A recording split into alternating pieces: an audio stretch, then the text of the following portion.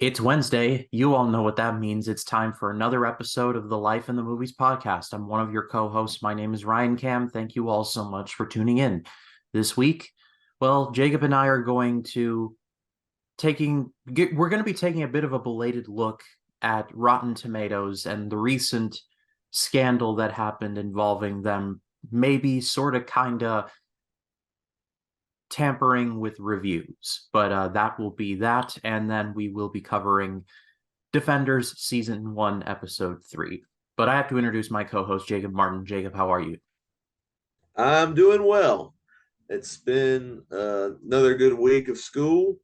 Uh, Had a really good preaching engagement this past Sunday. Some family got to see it. That was really good, very encouraging.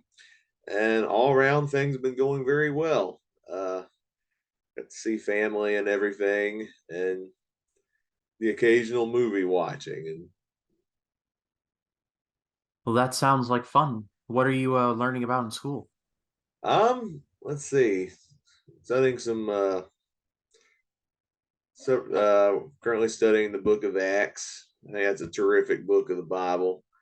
We're going into the Synoptic Gospels, which are Matthew, Mark, and Luke. Uh, Learning some Greek, which is fun. Not really. A part of me does. I don't think I'll fully get much out of the class because it's a different language. But it is interesting learning the language that was spoken when the New Testament was written. Are you learning any Latin by chance? No Latin. It's just a Greek. Oh, interesting. I because I took Latin in high school and I remember some of it at least, but that's interesting. But keep us posted on that. I'm so glad school's going well for you. But diving into some things we've been watching lately, anything you want to talk about?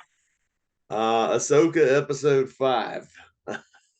Again, I think last week you said you hadn't really caught up on Ahsoka yet. You haven't seen a new episode, but I won't spoil it. But wow, after how amazing the fourth episode was and where it teased things, episode 5 had this amazing sequence that did some really cool things for longtime fans, and it culminated in a very great arc for the Ahsoka character. And this show has been doing some awesome stuff with the lore of Star Wars, and I couldn't be happier at how awesome the show is. It's Of course we got 3 episodes left, but time will tell on whether this is the best show that's come out in the Disney era of Star Wars. But it could very well be if they pull off these last 3 episodes and how they handle a certain villain that they've been teasing at throughout the show. Uh, Blue looking dude who is being teased as the heir to the Empire. I'm really excited about how they bring him in. Hope they don't botch it up, and I hope it's awesome. Yeah, I mean, we've only got 3 episodes left, so a lot can happen in that time, but hopeful, but I've been kind of disappointed before, so here's to hoping that it sticks the landing. Oh, have you actually caught up and watched the show? I have not, unfortunately. Oh, okay. But yeah, I was not sold on it, which again, like I've talked about, Ahsoka is one of my favorite characters, so it's weird, but it was also a time thing. Also, it was just a whole bunch of things. But I will but since Jacob, you're liking it so much, I think I may have to give it a shot. But what else you got? Another one, I did rewatch the original Star Wars Episode 4: A New Hope when I was visiting family. Got to watch that again. That's always a blast seeing. What I consider still the best Star Wars movie is the original film from 1977. Just a lightning in a bottle movie where George Lucas put everything out on the line to create a massive sci-fi epic, classic storytelling tropes, classic mythology with his own spin on it with the space wizards and evil empire. You got your rogue smuggler, the princess, and your robot droid sidekicks, and the Wookiee. All of these characters are iconic for a reason. I love the score from John Williams. Just all around, just an incredible movie. Works on its own terms as well. Like, even if you don't watch anything else that's Star Wars, you can still watch Episode 4 as its own self-contained movie and still get something great out of it. It's all around a fantastic movie. One of my favorite movies of all time. Heck, that's my favorite movie of all time. I love the movie and the franchise as a whole. And the reason why Star Wars is one of the reasons I enjoy movies, and Episode 4 is living proof of that. It's one of those examples of it being an anomaly. The sun, the moon, the planets, and all the stars coming together in perfect alignment. You will never be able to recreate magic like that. Like Empire tried, and I still think Empire is the best of the series, but even Empire had to go darker in order to try and reinvent it. But you can never truly replicate success like that, both creatively and financially. Yeah, for sure. And then another thing I watched, this will be for an upcoming celebrating Disney video, but I did rewatch Meet the Robinsons from 2007. Came out at an interesting time in Disney's history. Disney was trying to start with doing 2D animated films without the aid of Pixar. When they tried Chicken Little, it failed miserably.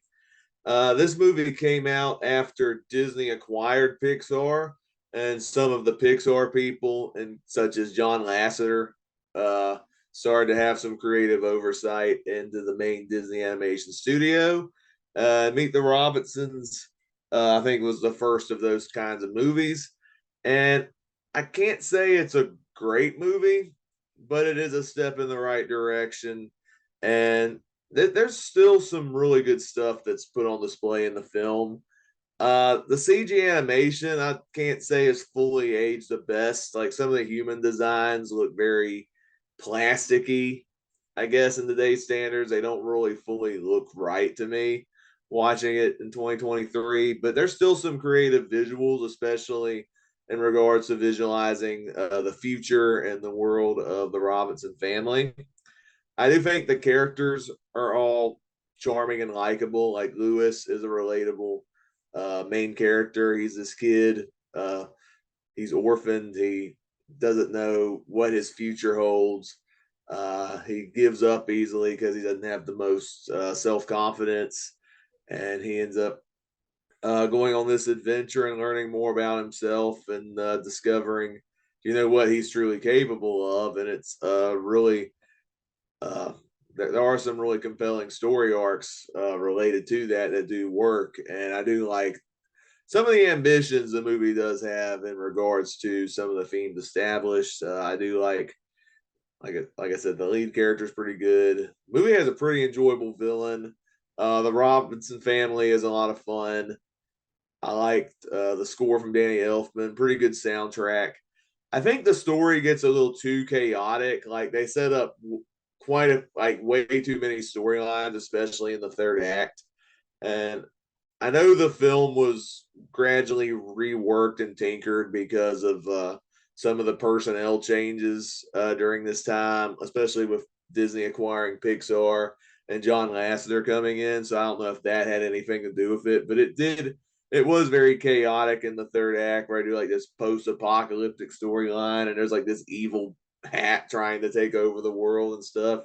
It gets a little bonkers near the end, and I think it gets resolved a little too quickly, and I kind of wish the third act was a bit more smaller, intimate, and personal for these characters. But as a whole, it's an enjoyable film. Like I said, I give the film an A for ambition. I especially like the themes of this movie of family, and I especially like that the core message of this movie is derived from a Walt Disney quote: "Keep moving forward." I thought that was a really nice touch, and it shows that, yeah, even though Disney was in a rough spot at that time, they used that quote. They moved forward, and the Disney revival came about a couple years after the release of Meet the Robinsons. So that was a good quote that they used at that time. I feel like that's a good quote the Disney studio needs to use now because Disney's in hard times again. So yeah, that's a pretty good movie. Not the best. I wouldn't put it in top tier, but I'd say it's a good mid tier Disney movie. I remember this movie having a song by Rob Thomas. I think it's called Little Wonders. Am I right? Yeah. Yeah, that's that actually closes the movie. It's a pretty good song. Yeah, I do like Rob Thomas quite a bit. I don't remember seeing. I believe I remember seeing the movie in theaters. The hat, I think, freaked me out. I'm not sure. I can't really remember, but I remember the little things about the movie, like the main kid. I can't remember his name. I want to say it's Flynn, but I don't think that Lewis. Lewis. Thank you. I was thinking of Tangled, but Lewis, and he invents this peanut butter and jelly gun where you like can make like the sandwiches and it explodes, and the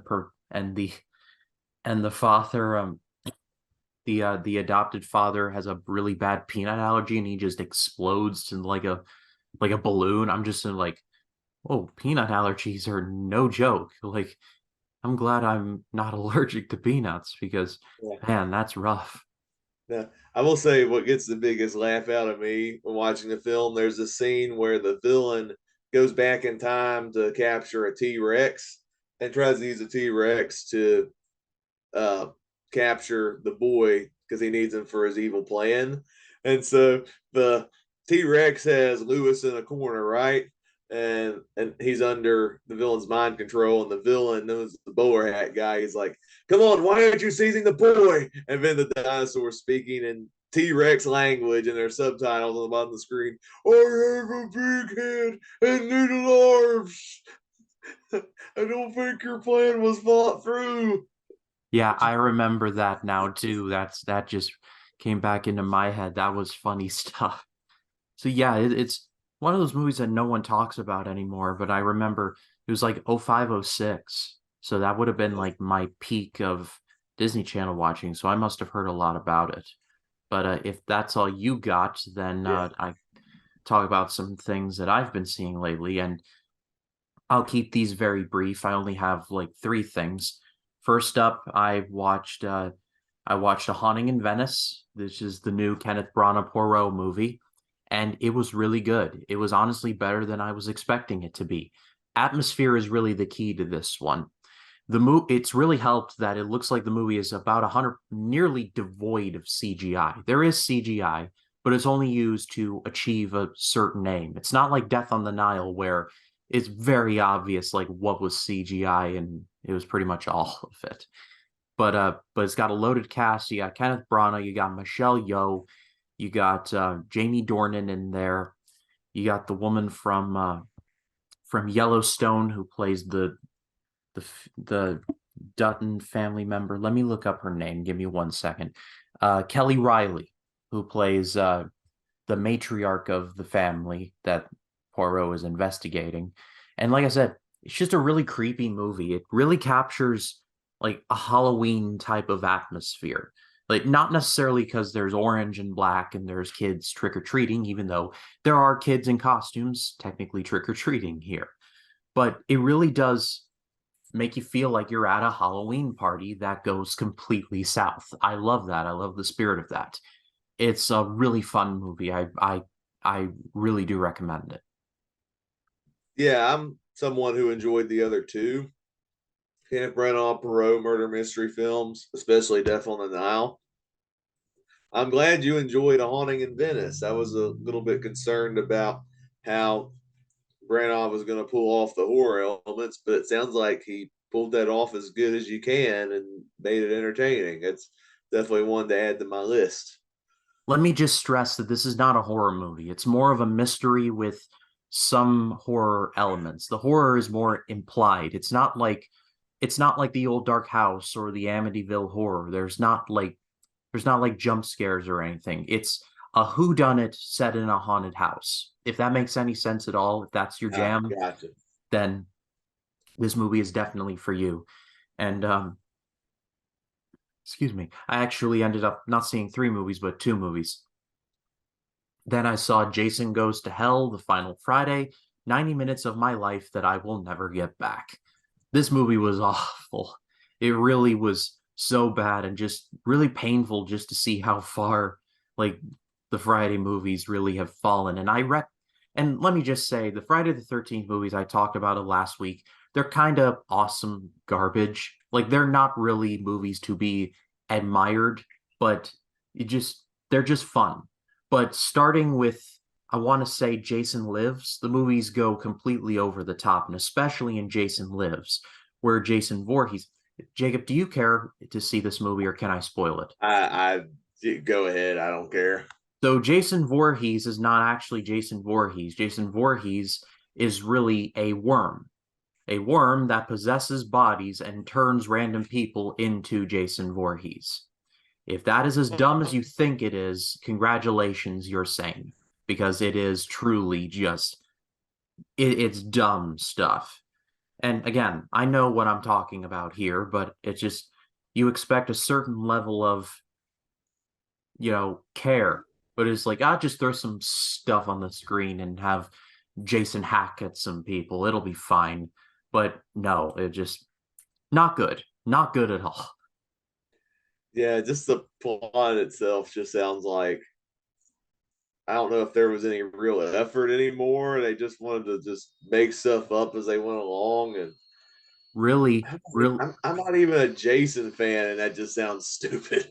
really the only good thing in the movie is that Jason officially dies, and then his mask is in the ground, and Freddy Krueger's finger knife glove reaches up from the ground and pulls the mask down to hell. So setting up like very liberally by New Line Cinema for the Freddy versus Jason movie that we would end up getting in 2003. So that was the best part of the movie. And there's an Easter egg where someone reads from the Necronomicon, the Book of the Dead from the Evil Dead movies. So there was definitely plans for a Freddy versus Jason versus Ash movie, but it never saw the light of day, which kind of sucks, but there you go. But yeah, what have you all been watching lately? Let us know in the comments. Love to read what you have to say. Well, Jacob, let's get into some Defenders coverage. Let's talk about episode 3 called Worst Behavior. Elektra's secrets are revealed. Danny changes his tactics. Matt gives Jessica some legal advice. Luke searches for the white hat. This episode was awesome. I loved this episode to pieces. It really, I was thinking that they were going to stagger the Defenders and then they'll team up at the end. No, they team up in the last 15 minutes of this episode, and it is just as awesome as you expect it to be. Everybody kicks everybody's butt in this movie, and it's so gorgeous. And the action is really well shot, as we've talked about quite a bit in the coverage of the Marvel Netflix, now Marvel Disney Plus shows. The action is one of the highlights, with the exception of that really bad one in the sewer in Defenders Episode 1. The action scenes are really good, and this is one of the better ones. But Jacob, what did you think? Yeah, I thought this was a really good episode. I had a blast watching it. I was even invested in stuff that I did not care about how they established it in previous shows, but I was actually invested in it this time. Like what happened to Elektra, for instance. I didn't care about Elektra that much in Daredevil season 2, but now seeing her in this state where she's kind of like a brainwashed assassin, kind of like a more sadistic version of Bucky Barnes. I'm like, okay, I'm curious where this goes. I liked that element. I thought was at least interesting, and like you said, Ryan, it was fun seeing the defenders actually starting to team up in this episode. I like especially the banter with Luke Cage and Danny Rand. To me, that was the most entertaining stuff in the whole episode. I just love seeing the camaraderie between those two, seeing their ideologies and worldviews clash. I thought that was the most entertaining part. The final battle in this episode was so much fun. The action was pretty nonstop. I love seeing the characters just rush in to take part in the action and take all the bad guys out. and even Finn Jones as Danny Rand Iron Fist, like when he's confronting the board of the hand. I don't think I've like Finn Jones. I think is a decent actor, but I can't say I've loved him as the Iron Fist. But him confronting the hand as Danny Rand in The Office is easily the best thing I've seen him in any of the Marvel Netflix shows. I thought he knocked it out of the park in that scene. I was surprised at how much I was getting into that, honestly. And Yeah, there's a lot to enjoy in this episode. I guess call me a fan of the Defenders. I don't know if it'll top the first season of Daredevil, but it's really starting to pick up, and I'm really enjoying the heck out of the show. yeah, it's really fun. And I love, and I think you might have brought it up, the scene in the Chikara dojo when Luke Cage and Iron Fist, they're talking about how Iron Fist became Iron Fist, and he's talking about Kunlun and the dragon, and Luke Cage is just laughing his butt off. I was just sitting there like, Yeah, yeah, Luke, you are all of us, right? No offense to no offense to Iron Fist, but like yeah, we were all thinking like Luke Cage in that moment. But what did you think about Sigourney Weaver? We got a little more out of her. At least they're uh, not wasting her. I don't think they are wasting her. I was concerned about that in the last week's episode, but here it's like, oh, she's like she's like really pulling the strings of the hand. I get her what her character is. I thought she was just a pawn, but she's like the one really pulling the strings. And she's really desperate and keeping it under control and trying to live as long as she can. And I'm glad that they're not underutilizing such a talented actress. I don't know if she'll be like my favorite villain in the Defender verse. Uh, Nobody's going to top Vincent D'Onofrio's Wilson Fisk, but man, she's memorable in this episode. I'll give her that. Yeah, and Stick probably has his coolest moment in his entire existence when he's on that pole and he cuts his own hand off and escapes out of the vent. I was like, dude, holy crap, Stick. Like Yeah, you are just crazy and I love it. yeah. I that was a cool moment as well. I didn't know where that was going, but that was such a cool moment. And how he got out of that was pretty wild. But what did you think of the line where Jessica Jones and Daredevil are in the building and Daredevil steals Jessica's hoodie and puts it over his eyes to cover his eyes, and Jessica Jones says to her, you look like an asshole," and he's like, "It's your scarf." I'm like, Yeah, "Wow, I thought that was pretty funny. wow, Just Daredevil, him you didn't wearing the have to do her scarf, I like thought that." was just him wearing the scarf was pretty dope. Yeah, it was such a good it's such a good look for him. Like I know the all red is his like alpha, like his best Daredevil look, but the business suit with the beanie mask, not gonna lie, that's a pretty cold look. Like honestly, Daredevil's like in these shows has had no bad costumes. Like the Man in Black with just the simple black attire, and then Daredevil Prime we got in season two with the all red, and then here with the business suit Daredevil. Like he's had no bad attires in these episodes. Yep, and Daredevil is such a highlight. I'm excited to see where the series brings all the characters and how it's going to resolve. Let's hope I it don't hope disappoint. Yeah, I hope they explain like I hope they do more with Elektra than just make her the mute bodyguard, the Black Sky, because they're planting seeds for at least something with Daredevil and her. So, I mean, what we learned from Daredevil season two, they were a thing. So I hope that there is at least something coming out of that. I Yeah, hope. and it sounds like she has amnesia because she doesn't remember her past, Well, and she that's why was I she got was dead, lest we forget, and she was brought back to life. yeah that too. It's kind of like that's why I'm saying it's like a kind of like a sicko version of Bucky Barnes, the Winter Soldier. I was starting to like the similarities between those characters. But yeah, I hope they don't just relegate her to just mute mute assassin doesn't really have much substance. I hope they actually do something with it. And it's actually interesting this time. I felt like that fell flat in season 2 of Daredevil, but hopefully it works this time. I hope so as well. But what did you all think of Defenders episode 3? Let us know in the comments. Love to read what you have to say.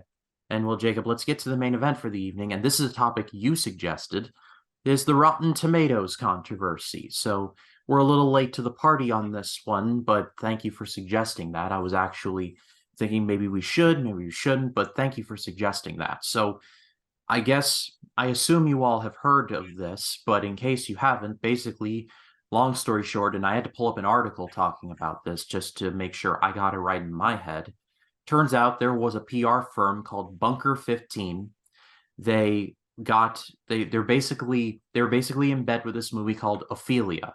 It was released in 2018, starred Daisy Ridley. It was basically a take on Hamlet. It had it had a rating of 48% on Rotten Tomatoes. And so, allegedly, I stress allegedly, they reached out to smaller Rotten Tomato approved critics and basically paid them to write reviews, preferably fresh ones. And it bumped up the score from 48% to 62%. There's a lot to unpack with that. And predictably, in the film Twitter and film social media space, those who took the sides basically said Rotten Tomatoes is garbage, it's useless. The ones in like the, and we're not going to bash this creator because I think he has some good takes. Critical Drinker and his whole motley crew saying like, "Up, Rotten Tomatoes is corrupt. They were in bed with Disney, so they need to go." So everyone was taking sides, and I guess if this is like your evidence that Disney is in bed with Rotten Tomatoes, I'm sorry. No, it's really not. And John Chandler had a great video talking about this as well. But I mean, it's not exactly the best look. You're paying reviewers to give positive reviews, but at the same time, it seems like it's on a movie that no one was really going to watch anyway. I don't know, Jacob. You take it away. What do you think? Okay, so I think the big thing to clarify in this whole thing is that so many people are confused at what Rotten Tomatoes actually is. There's a lot of people out there that think Rotten Tomatoes is the critical hub of movies. Like it's like the big brainchild where critics go together and they write their reviews and stuff. No, that's not what Rotten Tomatoes is. It's just a site that collects information where different critical sites can share their reviews on the site, and then the score pops up that determines, the fresh rating of a movie, the rotten rating of a movie based on the percentage of positive reviews a movie has. It's not that Rotten Tomatoes is the main hub. It's they're the site that provides the information where critics can do it. And I think that's what people are confused about in this whole thing and why they think Rotten Tomatoes is to blame for the whole thing. Is the Rotten Tomatoes system flawed? I would say so, mainly because so many people just look at the score and base it as the actual quality of the movie instead of looking at the movie for itself. And when you have people who, you know, base movies on the Rotten Tomatoes score, it leads to a more toxic environment, which is what we see, especially on film Twitter. As for the whole paying the critic thing, uh, I don't think Rotten Tomatoes is fully to blame for that. They're kind of like the ones that are seen in the negative light because it happened on their site. If you want to somebody, target the group that paid the critics. Like they're the ones who did it, and they're the ones that should be held accountable for that. That's not a good look to bribe critics to give it a positive score just to boost the Rotten Tomatoes score. That's not a good look. Do I think that that's happening all around? Like Disney's been paying critics for years and stuff like that. Not really. I don't as unless a conspiracy is unearthed and it actually has happened, I'm not going to believe one single cent of what some of these people claim because there's not enough evidence to prove that, at least at the moment.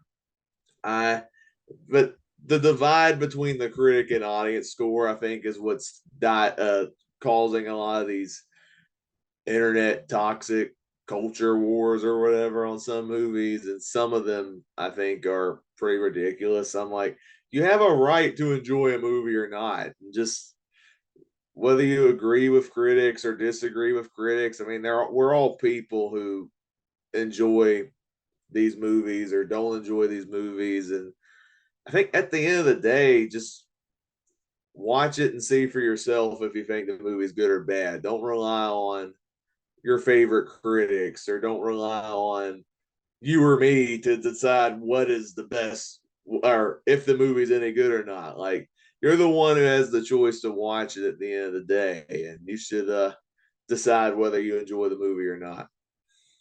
Yeah, I think two things can be true at once. Number one, I think it's important to remember Rotten Tomatoes is a platform.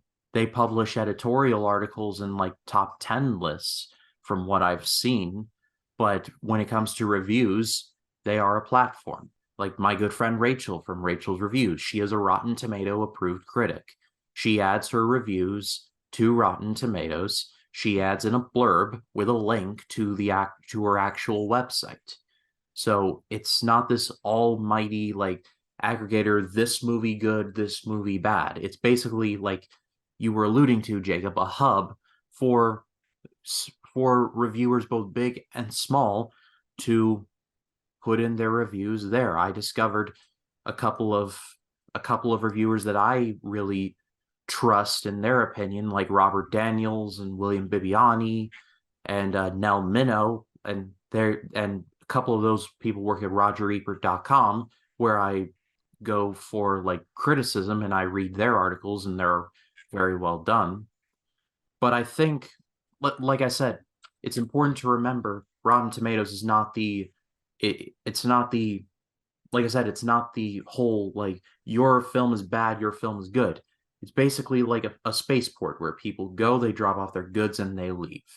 And so, like you said, and you said it perfectly, if you're going to blame anyone, blame this Bunker 15, this firm, because they basically got their hands caught in the cookie jar, basically saying, we'll pay you for positive reviews, but if you don't like the movie, then you know what? You don't have to publish it. It's fine.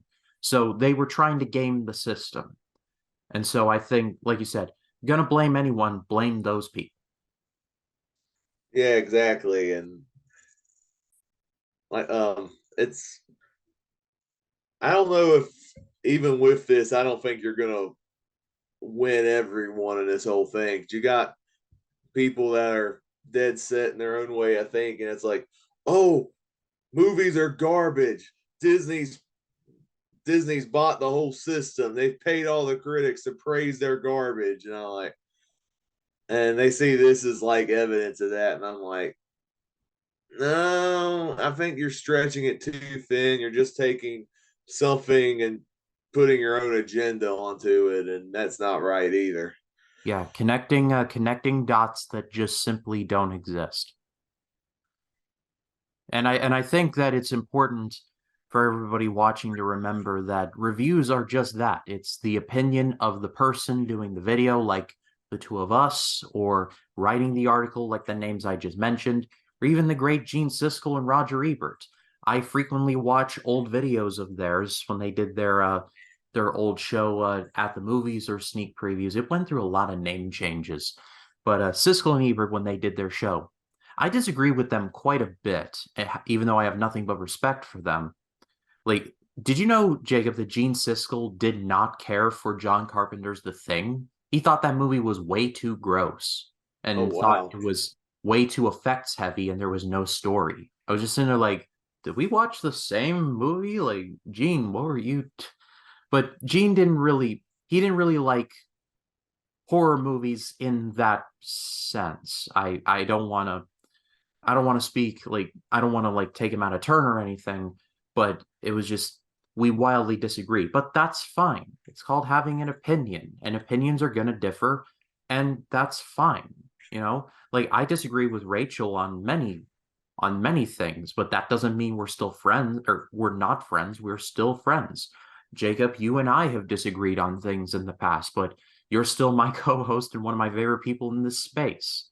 So it's Yeah. important to remember that opinions are just that, opinions. And if you go to Rotten Tomatoes and base your opinion off of an aggregator site, I don't know. I think I don't want to say you're doing it wrong, but I think you just need to reevaluate.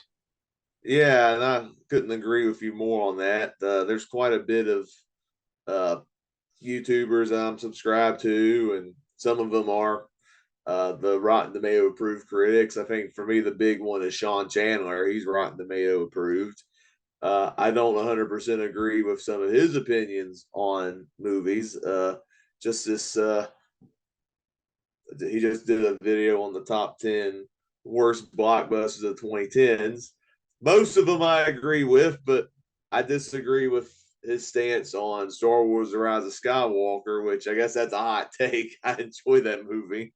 A lot of people don't, but that's perfectly fine if you don't like that movie. And I'm not going to cause a big fuss because people make differing opinions on movies I like, because at the end of the day, we all have different experiences with these movies. We all have different tastes.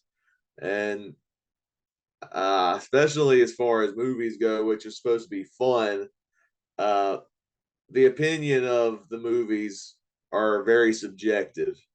And you just gotta enjoy, you just gotta respect where people are coming from in regards to film criticism.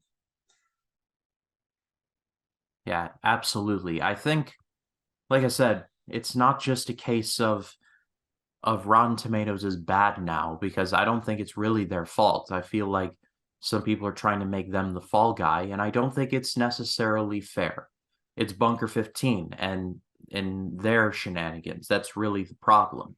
But this debate has flared up, and I feel like you like and I have no real love for Rotten Tomatoes. Like I go on there sometimes, but it just feels weird when I hear people say like Rotten Tomatoes is corrupt and stuff. I'm like, are you sure about that? I feel like you want them to be corrupt and you want to confirm your bias, but I don't know. It's kind of weird.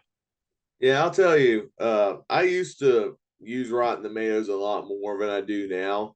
In fact, getting into the world of film, I first posted like reviews on Rotten Tomatoes on their audience site, their fan site back in like 2013 or whatever. It's crazy. It's been 10 years ago now, and how that things have changed over the years. But I used to take Rotten Tomatoes more seriously, and there were times when, as a teenager, I would look at the score and see if that would determine whether the movie is good or not. But then I would watch movies where the score is lower, and I'm like, I actually enjoyed that movie. And then there was something with a positive score, and I didn't really care for that movie that much. And I think over time, I started to see, hey, it's okay to disagree with the score. The score is just a score. It's just an average. The thing to consider is what you personally think about the film. That's the thing that I think I'm trying to get at.